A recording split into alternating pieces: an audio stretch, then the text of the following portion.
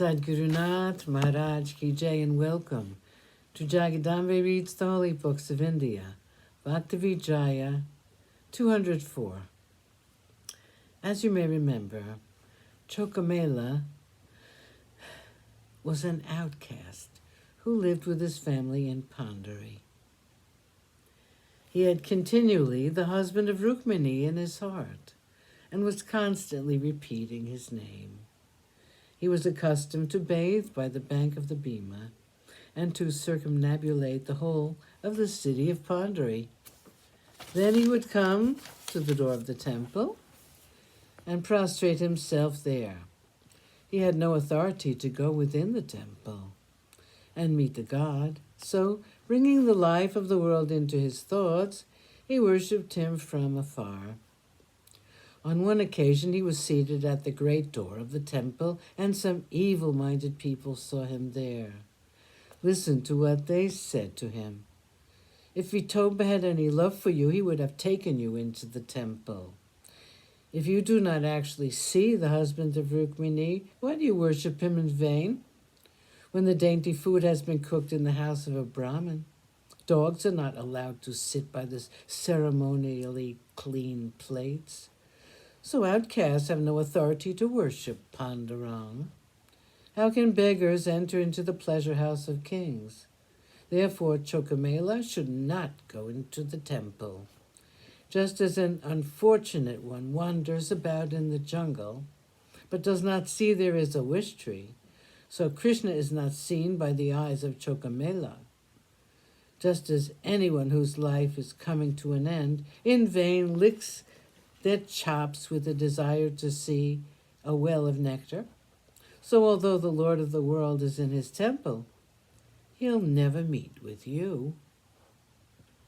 Hearing them say this, he prostrated himself before them and said, My mother, my father, why should I want in vain so great an honor? Although the sun is 100,000 towns high, yet from that distance it cares for the lotus. So Krishna, being in his temple, he cares for me from there. The moon is 200,000 towns away, yet its intense love is upon the chakur bird. So he who is the helper of the helpless and the personification of compassion, he remembers me. Just as the mother tortoise cares for her little ones from afar, so Krishna looks upon his servants with a look of compassion.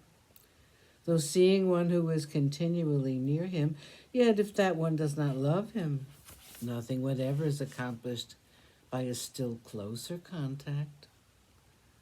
Saying this, he hastened back to his home, but he was remembering the husband of Rukmini in his heart, and he continued worshipping him with love. Krishna takes Choka into the inner shrine.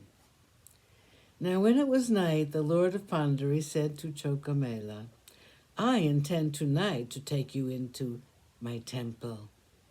The husband of Rukmini, having said this, he took him by the hand and lovingly led him into the innermost shrine. The eagle-bannered one then spoke to Chokamela of his heart's secrets. He said to him, I cannot endure a single moment without you. I might be eating with Nama or drinking nectar with delight, but even at such times the memory of you is in my heart. Krishna, having said this, Chokamela fell at his feet and said, You call yourself the helper of the helpless and fulfill the desires of your servants. The priest who was sleeping near the door heard this conversation, and full of amazement he arose. He called others to come and bear witness to this, and told them all that had happened. Someone very much like Chokamela is speaking to Krishna. The dweller in Vaikuntha is evidently the Supreme Brahm, and yet an outcast has touched him. The locks on the doors are just the same. I cannot understand how he could have entered. Sadgurunath Maharaj Ki Jai. Thank you for coming. I hope you come again.